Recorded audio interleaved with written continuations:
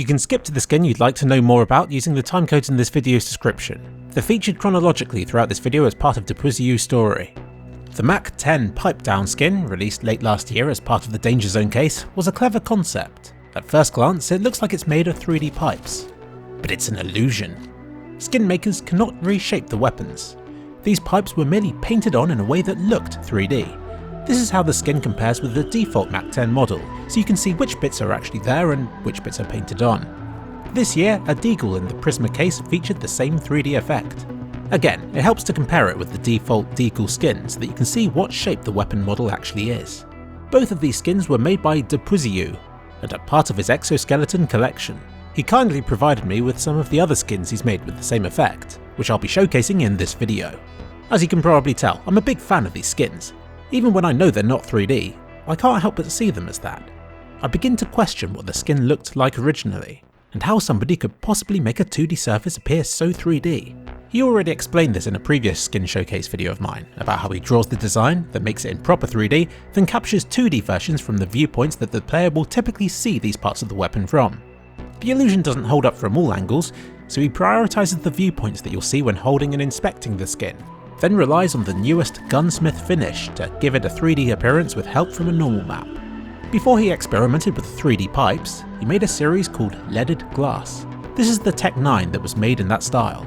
It looks like a smashed stained glass window, with the fragments appearing to stick out beyond the Tech 9's model.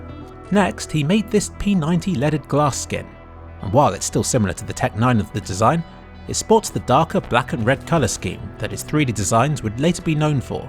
He shattered the whole main grip in a 3D program. Then, when he accidentally deleted a few of these, he realised how cool it would be to see inside the gun, which he then elaborated on in later skins. This Bizon skin was next, and was the first where he deliberately tried hollowing it inwards instead of making it appear to pop out. He was surprised by how well it worked in game, even when you should have been able to see right through the design, which of course isn't possible. However, he feels the illusion breaks when inspecting the weapon and thinks people won't like the skin as much because of it. But it was an experiment that he felt was worth doing, and it ultimately paved the way for future designs. He then created the Mach 10, and you likely already know it since it's the one that was featured in the Danger Zone case last year. He considers this the first real exo success. Having smaller holes in the design made the illusion stand up much better, and the Mach 10's model and texture shape turned out to be perfect for 3D. It even holds up during the inspect animation. He then made this sawed off skin, using the 3D trick to make it appear as though the two front pipes extend all the way back along the weapon. After he had done this, it looked like a bent exhaust pipe, and someone suggested to him that it wasn't badass enough, so he added some ventilation holes to make it look angrier. He even added some flames to the design, like you'd see on a hot rod. Next, he returned to the Mach 10's pipe style, only this time with the Mag 7. This one proved to be a huge challenge, and it took many iterations before he was happy with it. He also provided me with this early sketch to show how much it changed during its development. The handle appears to have a mesh, which disguises the original grip texture. Again, in a similar style, he worked on this MP9. He gave the frame an organic looking shape, and placed the pipes more chaotically. It's all about taking advantage of the gun's shape. He particularly likes the little box part on the side, and he used it to overlap the front pipes, giving it an increased illusion of depth. A side-by-side comparison really helps to highlight what has been done here, as, like I said before, when the illusion is done this well, it's easy to forget what shape the models were originally. This M4A4 sports a different colour scheme and style to the rest.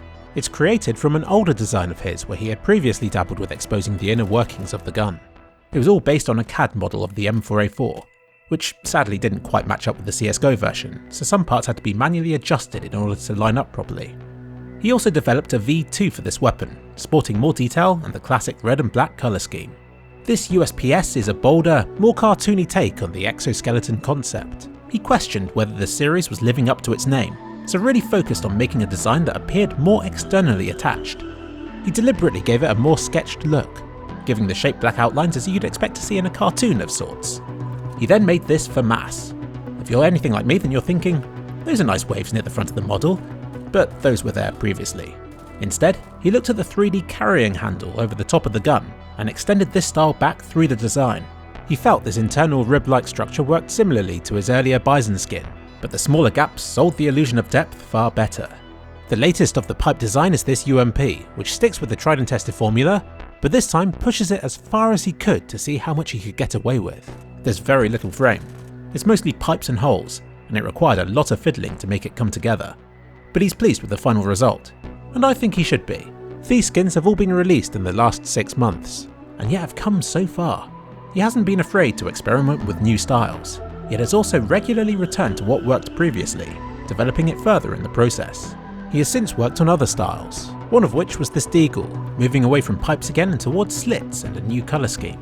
This is to date the latest in the collection, and was officially included in the Prisma case earlier this year, though I wonder how many people would have noticed that this and the Mac 10 were part of the same collection.